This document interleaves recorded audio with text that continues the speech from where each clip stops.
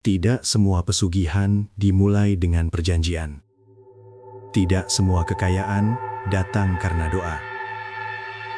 Di beberapa desa ada cerita yang tidak pernah ditulis. Tidak dicatat, tidak diakui. Cerita tentang orang-orang kecil yang tiba-tiba kaya, lalu menghilang tanpa jejak. Mereka tidak memanggil makhluk apapun, tidak menyiapkan sesajen, tidak mengucapkan sumpah. Mereka hanya menemukan sesuatu. Sebuah boneka kecil berwarna emas. Diam, tersenyum, dan menunggu. Konon, siapapun yang memilikinya akan dimudahkan rezekinya. Barang datang sendiri. Uang tidak pernah habis. Tapi yang tidak pernah mereka ceritakan adalah ini. Setiap rezeki yang terkumpul, ada nyawa yang ikut ditimbang.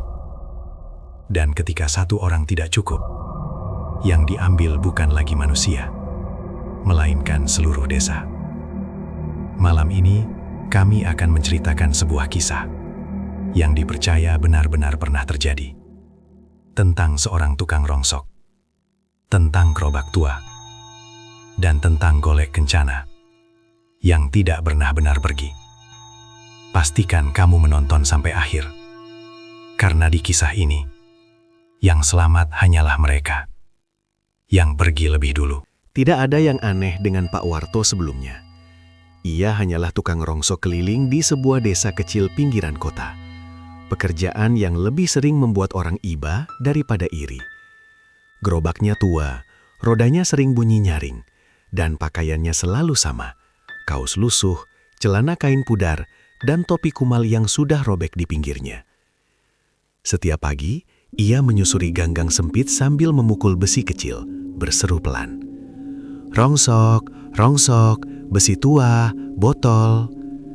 Penghasilannya pas-pasan. Kadang pulang hanya membawa uang 20.000, kadang malah tidak ada sama sekali. Istrinya sudah meninggal lama, anaknya merantau dan jarang pulang. Pak Warto hidup sendirian di rumah bambu dekat tempat pembuangan sampah lama desa. Sampai suatu sore, semuanya berubah. Hari itu hujan turun sejak siang. Tempat pembuangan sampah lama sudah lama ditutup. Tapi Pak Warto sering ke sana karena kadang masih ada orang membuang besi atau barang bekas diam-diam. Saat ia mengais tanah basah dengan cangkul kecil, ujung besinya membentur sesuatu yang keras. Tok, tok. Bukan kaleng, bukan besi. Ia menggali lebih dalam. Dari tanah yang lengket dan berbau busuk, muncul sebuah benda kecil berwarna keemasan. Bentuknya seperti boneka kayu, tapi seluruh tubuhnya berlapis emas kusam. Wajahnya tersenyum, matanya sipit, dan bibirnya tipis seperti sedang menahan tawa. Pak Warto terdiam. Entah kenapa, saat ia memegang benda itu, dadanya terasa hangat. Rasa capeknya tiba-tiba hilang. Tangannya gemetar, bukan karena takut, melainkan senang. Boneka apaan ini? Ia membersihkan tanah di wajah boneka itu. Di bagian belakang kepalanya ada ukiran kecil berbentuk spiral dan simbol yang tidak ia mengerti. Pak Warto sempat berpikir untuk menjualnya, tapi hatinya terasa berat. Seolah ada suara halus di kepalanya yang berbisik, "Bawa pulang." Tanpa berpikir panjang, boneka itu ia bungkus kain rongsok dan ia taruh di dasar gerobaknya. Sejak saat itu hujan terasa lebih ringan. Jalanan yang biasanya licin seperti membuka jalan sendiri untuknya pulang. Keesokan harinya, hal aneh mulai terjadi.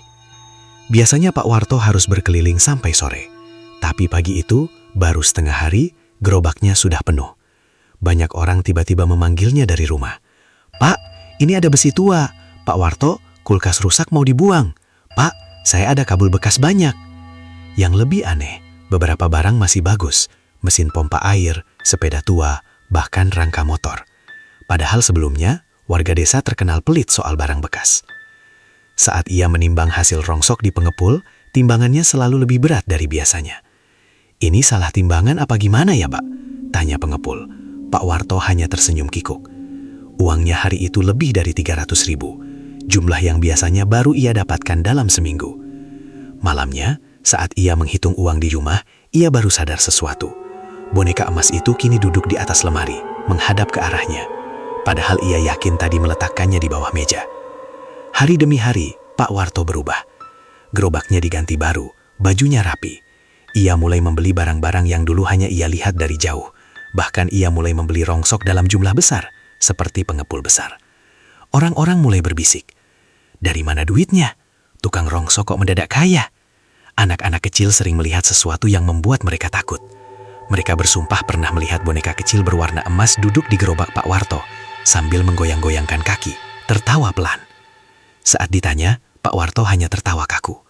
Itu cuma mainan, barang rongsok. Tapi setiap malam, ia mulai mendengar suara langkah kecil di rumahnya, suara kayu dipukul lantai, dan suara tawa pelan yang membuat bulu kuduknya berdiri. Anehnya, ia tidak pernah benar-benar takut. Ia malah merasa ditemani. Suatu malam, Pak Warto menerima rongsok dari seorang pemuda pendatang bernama Rian. Pemuda itu tinggal sendirian dan bekerja serabutan. Rian datang membawa karung besar berisi besi dan kabel. "Pak, saya jual murah aja, saya butuh duit." Pak Warto menimbangnya. Aneh, karung itu terasa jauh lebih berat dari isinya. Saat transaksi selesai, Rian menatap boneka emas yang terlihat di dalam rumah. "Itu boneka apa, Pak?" Pak Warto belum sempat menjawab ketika angin dingin masuk, membuat lampu berkedip. Boneka itu seolah menoleh ke arah Rian. Malam itu, Rian tidak pernah terlihat lagi. Keesokan paginya, orang-orang mencari Rian. Kamar kontrakannya kosong, tidak ada barang, tidak ada jejak. Yang paling membuat merinding, Pak Warto menemukan jaket Rian terlipat rapi di dalam karung rongsoknya, padahal ia yakin tidak pernah membelinya. Boneka emas itu kini tersenyum lebih lebar. Pak Warto duduk sendirian di rumahnya, uang berserakan di meja. Gerobaknya kini penuh rongsok mahal. Ia memandangi boneka itu.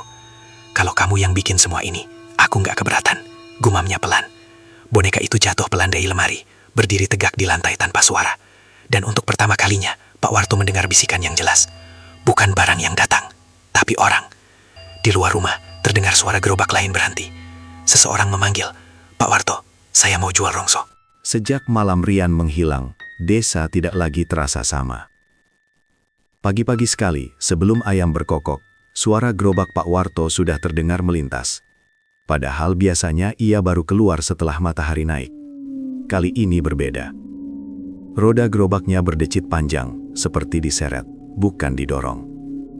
Beberapa warga yang terbangun bersumpah melihat sesuatu yang membuat dada mereka sesak. Di dalam gerobak itu, bukan hanya rongsok. Ada karung-karung besar yang bentuknya tidak beraturan, seolah di dalamnya ada sesuatu yang masih utuh, masih berat, dan masih hangat. Pak Warto sendiri mulai merasakan keanehan itu. Setiap kali ia mendorong gerobaknya, tenaganya cepat terkuras. Tapi anehnya, hatinya terasa senang. Seperti sedang menjalankan tugas yang penting. Di setiap gang yang ia lewati, selalu ada orang yang tiba-tiba keluar rumah membawa rongsok, meski sebelumnya tidak berniat menjual apapun. Beberapa bahkan seperti orang mengantuk. "Pak, ini ambil aja, murah," kata seorang bapak tua dengan mata kosong. Saat Pak Warto menimbang, timbangannya kembali menunjukkan angka tidak masuk akal.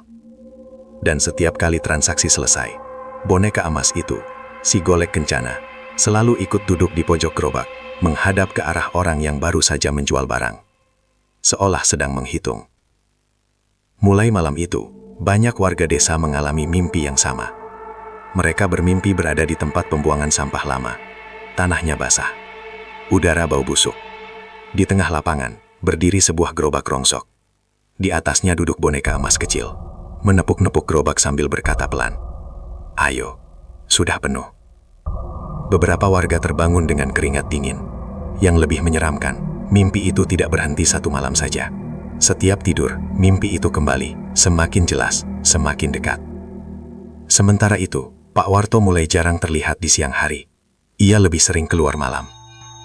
Orang kedua yang hilang adalah Busri, janda tua yang hidup sendiri di ujung desa. Malam sebelum ia menghilang, tetangganya melihat Pak Warto berhenti lama di depan rumah Busri. Mereka sempat mendengar suara Busri berbicara sendiri, seolah ada tamu lain di dalam rumah. Pagi harinya, rumah Busri kosong. Pintu terkunci dari luar, tidak ada tanda perlawanan. Barang-barangnya masih utuh.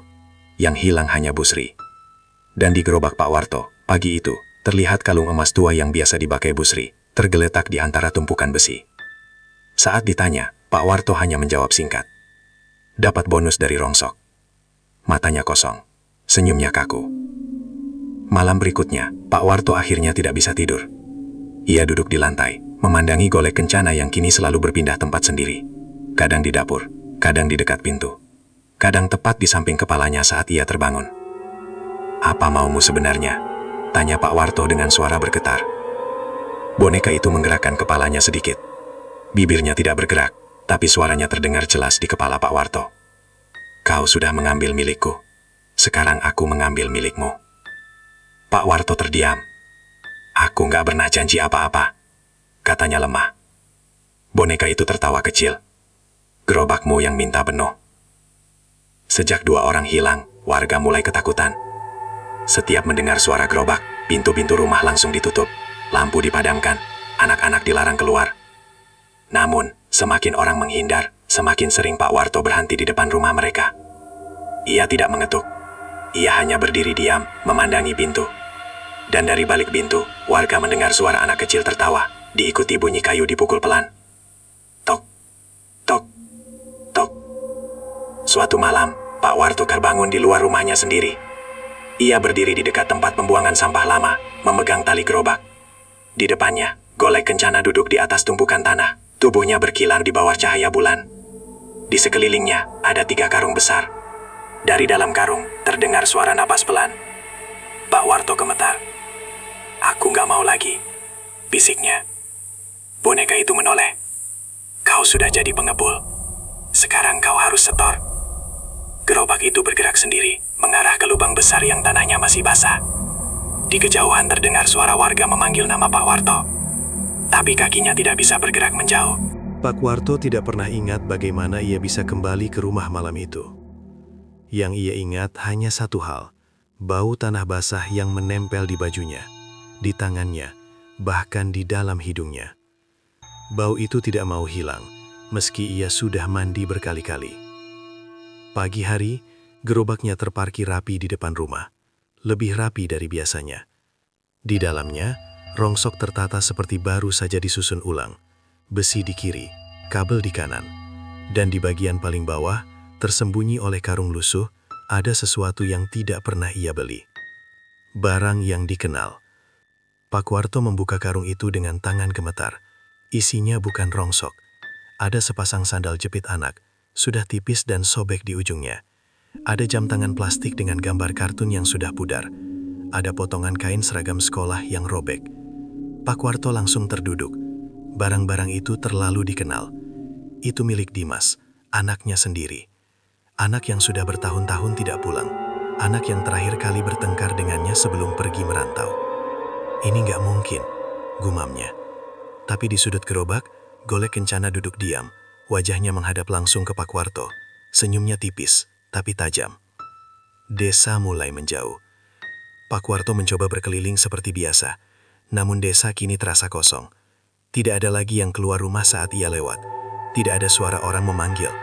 Bahkan anjing-anjing yang biasanya menggonggong kini diam, bersembunyi di bawah kolong rumah. Saat Pak Warto berhenti di depan rumah tetangganya, Pak Lurah, pintu tidak dibuka. Padahal dari balik pintu, ia bisa mendengar napas orang di dalam. Ia ingin meminta tolong, ia ingin bicara, ia ingin mengakhiri semuanya. Tapi dari dalam kepalanya, suara golek kencana berbisik. Mereka bukan rongsok. Tangannya gemetar, kakinya mundur sendiri. Suara yang terlalu akrab. Malamnya, Pak Warto mendengar suara anak kecil dari kamar belakang. Suara yang sangat ia kenal. "Pak." Ia berdiri pelan, mendekati suara itu. Di kamar yang sudah lama kosong, berdiri Dimas. Tubuhnya utuh, bajunya sama seperti terakhir kali ia lihat.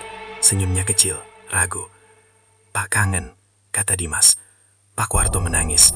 Ia melangkah maju, mencoba memeluk anaknya. Namun saat tangannya hampir menyentuh, tubuh Dimas berubah. Kulitnya mengelupas seperti kertas basah, matanya kosong, mulutnya terbuka terlalu lebar.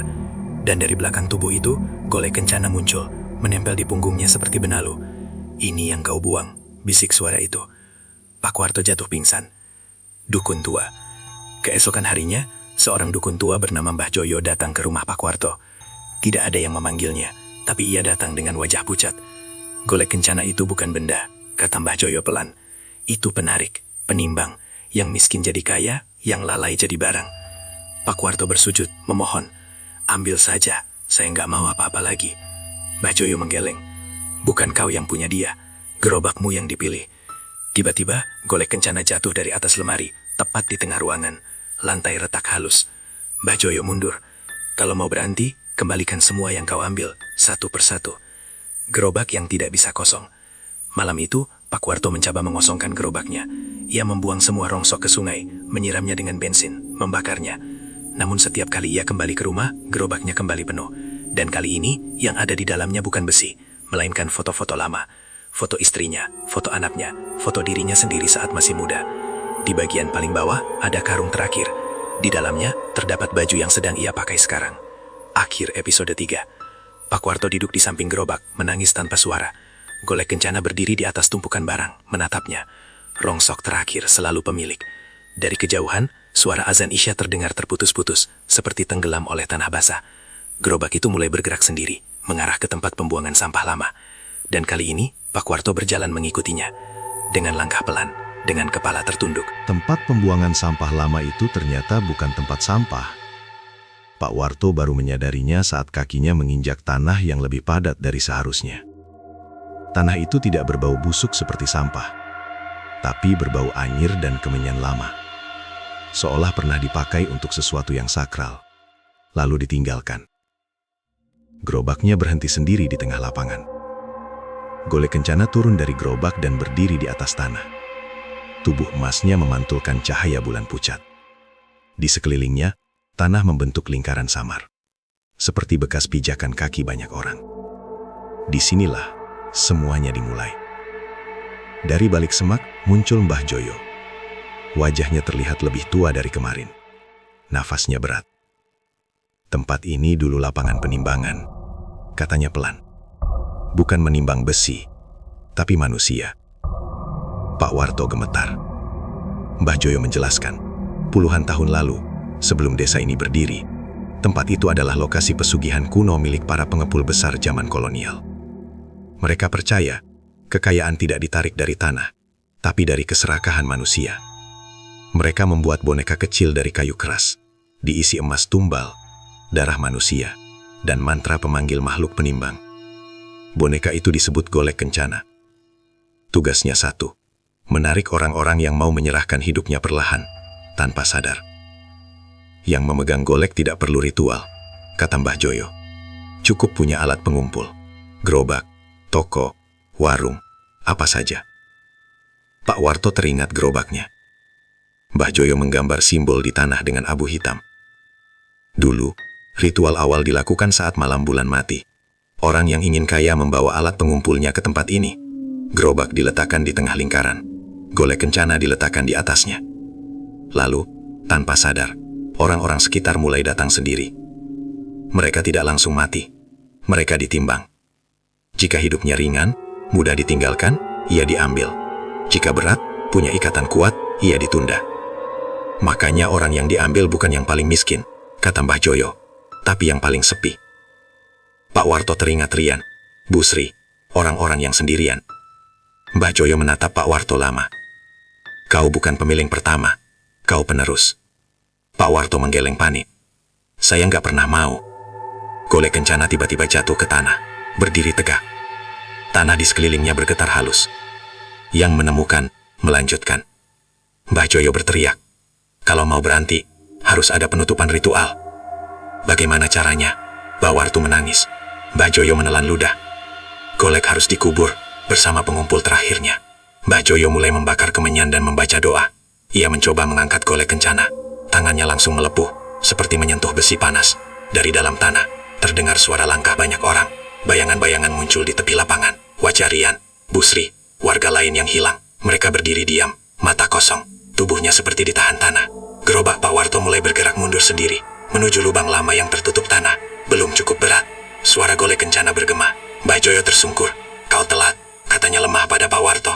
Dia sudah memilih. Tanah di tengah lingkaran terbuka. Lubang besar menganga. Gelap, berbau tanah basah. Gerobak berhenti tepat di tepinya. Golek kencana berdiri di atas gerobak, menatap Pak Warto.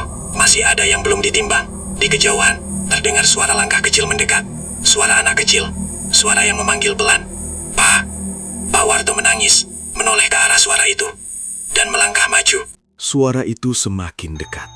Pak Warto berdiri kaku di tepi lubang penimbangan. Kakinya gemetar. Nafasnya tercekat. Suara itu terlalu ia kenal. Suara yang dulu memanggilnya setiap sore sepulang sekolah. Dari balik kegelapan, muncul sosok Dimas. Bukan bayangan, bukan mimpi. Tubuhnya utuh, wajahnya pucat, matanya berkaca-kaca. "Pak, katanya mau nyusul, tapi kok lama?" katanya pelan. Pak Warto jatuh berlutut. "Ayah salah. Ayah pulangin kamu sekarang." Golek Kencana tertawa kecil. Suara kayu beradu, kering dan dingin. Ikatan darah paling berat, makanya paling mahal. Mbah Joyo mencoba bangkit, tapi tubuhnya sudah lemah. "Jangan dengarkan dia," teriaknya. "Dia pakai wajah keluarga biar kau menyerah." Namun tanah di sekitar lubang mulai bergerak. Dari dalamnya, tangan-tangan pucat muncul, menahan kaki Pak Warto. Dimas berdiri di seberang lubang. "Pak, aku capek," katanya lirih. Gerobak bergerak sedikit maju, seolah menunggu. Pak Warto menjerit, "Ambil aku, jangan dia." Golek Kencana menoleh. "Utangmu dibayar bertahap." Tiba-tiba bayangan lain muncul. Sosok istri Pak Warto, almarhumah Bu Narti. Ia berdiri di belakang Dimas. Wajahnya penuh luka tanah. "Kamu yang ninggalin kami dulu," katanya pelan. "Kamu yang pilih gerobak daripada pulang." Pak Warto terisak. "Aku cuma mau cari makan." Bu Narti menggeleng. "Dan sekarang, kami jadi makanannya." Dimas melangkah maju satu langkah. Tanah di lubang bergetar. Di desa, malam itu, semua pintu tertutup rapat. Namun satu rumah menyala terang. Rumah Pak Warto. Warga melihat gerobak rongsok berdiri di depan rumah itu, meski seharusnya berada di tempat pembuangan sampah lama. Di dalam rumah, foto-foto keluarga jatuh satu persatu dari dinding. Kaca pecah tanpa suara. Di tengah rumah, Golek Kencana berdiri di atas meja, menghadap ke arah pintu kamar. Satu keluarga, satu pelunasan. Pak Warto duduk di lantai rumahnya, memeluk lutut. Dimas dan Bu Narti berdiri di depan pintu kamar. "Tidak masuk, tidak pergi." "Maafin Bapak," kata Pak Warto lirih. "Bapak cuma mau hidup lebih baik." Bu Narti mendekat. "Pesugihan selalu minta yang paling kamu sayang." Golek Kencana melompat turun dari meja. Lantai retak. Gerobak terdengar dari luar. Rodanya berderit panjang. Dini hari, warga menemukan gerobak Pak Warto berhenti di ujung desa. Kosong. Tidak ada rongsok. Tidak ada karung. Hanya ada foto keluarga Pak Warto di dasar gerobak. Terikat tali rafia.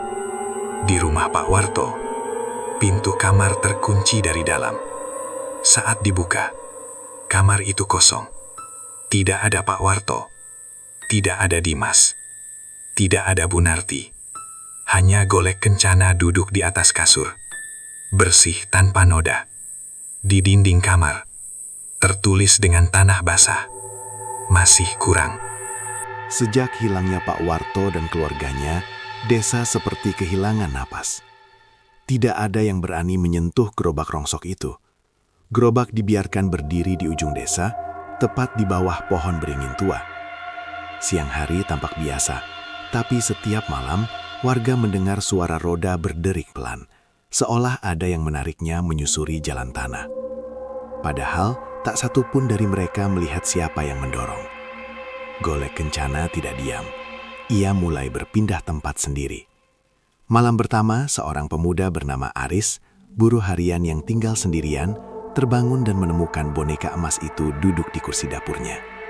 Malam kedua, Boneka itu ditemukan di kios rongsok kecil milik Burini, janda dengan 3 anak. Malam ketiga, seorang pengepul dari luar desa melihat boneka itu berada di atas timbangan besinya, padahal ia yakin tidak pernah membelinya.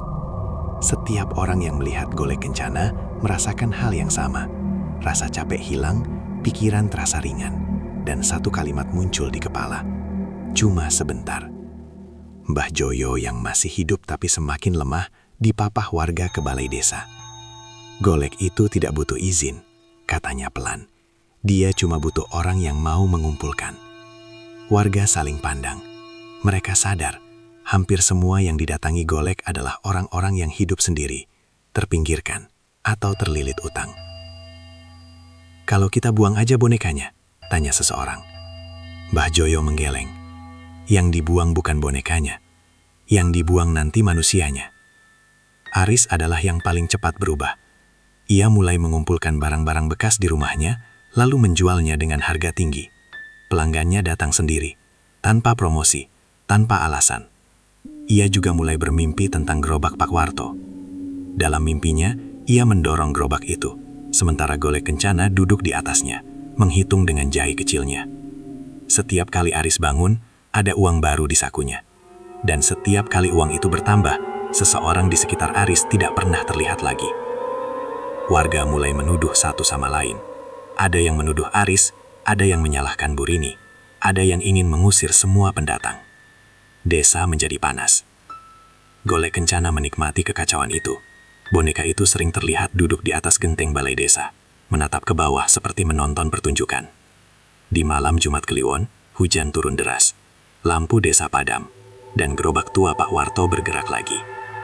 Di tengah hujan, gerobak berhenti di depan rumah Aris. Pintunya terbuka sendiri. Dari dalam, terdengar suara Aris berbicara pelan, seolah sedang tawar-menawar. "Kalau aku jalanin, aku nggak bakal sendiri kan?" Suara Golek Kencana menjawab dari dalam rumah. "Kau akan selalu ditemani." Pagi harinya, Aris tidak terlihat. Rumahnya kosong, tapi rapi. Di dalamnya hanya tersisa timbangan besi, gerobak tua Pak Warto, dan Golek Kencana yang kini duduk di tengah ruangan. Di dinding rumah Aris tertulis dengan arang, "Pengumpul baru diterima." Warga desa menangis dan marah, tapi tidak ada yang berani masuk, karena mereka tahu Golek Kencana sudah menemukan pemiliknya. Sejak Aris menghilang, desa tidak lagi bisa berpura-pura bahwa ini hanya urusan satu orang. Golek Kencana tidak berhenti di satu rumah. Ia mulai berpindah dari satu sudut desa ke sudut lain, seperti menandai wilayah. Kadang duduk di pos ronda, kadang di musola, kadang di tengah jalan, membuat siapapun yang lewat langsung berbalik arah. Setiap tempat yang ia singgahi, selalu ada satu kesamaan: kehilangan. Dalam seminggu, 3 warga hilang. Bukan orang miskin saja, bukan yang hidup sendiri saja. Ada kepala keluarga, ada anak remaja, ada ibu yang masih punya bayi. Tidak ada pola. Mbah Joyo akhirnya mengatakan hal yang paling ditakuti semua orang. Sekarang, yang ditimbang bukan orang, tapi desa ini sendiri. Warga berkumpul di balai desa dengan wajah pucat. "Kalau begini terus, kita semua habis," isak seorang ibu. Di luar balai, gerobak tua berdiri, diam, menunggu. Warga mencoba ritual penutupan terakhir. Mereka membawa sesajen, menyembelih ayam, membaca doa bersama. Golek Kencana diletakkan di tengah lingkaran kapur.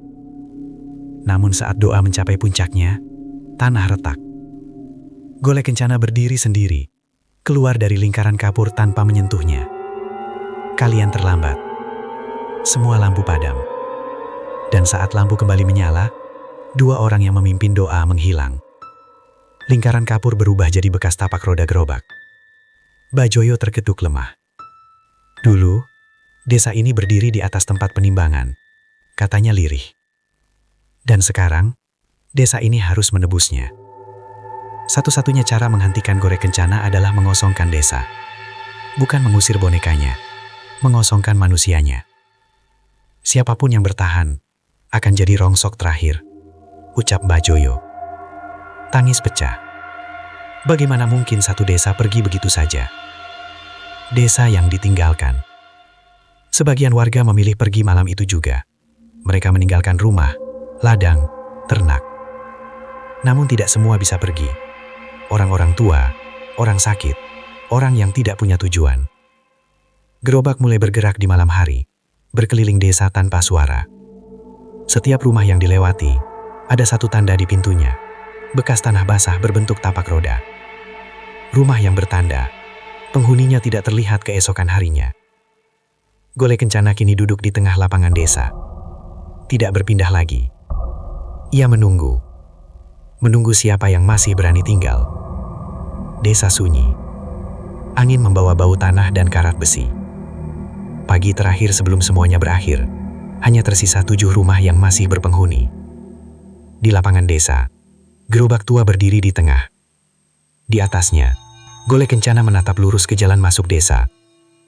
Bajoyo berbisik pelan, hampir tidak terdengar. Kalau tidak ada manusia, tempat ini akan memilih pemiliknya sendiri. Gerobak berderit, dan tanah mulai bergerak dari bawah rumah-rumah yang tersisa. Pagi itu, desa sudah tidak lagi seperti desa. Tidak ada suara ayam, tidak ada orang menimba air, tidak ada langkah kaki. Yang terdengar hanya angin yang menggesek atap seng dan bunyi besi beradu dari arah lapangan. 7 rumah tersisa, 7 napas, dan 1 gerobak. Gole Kencana berdiri di atas gerobak tua, menatap rumah-rumah yang masih berpenghuni.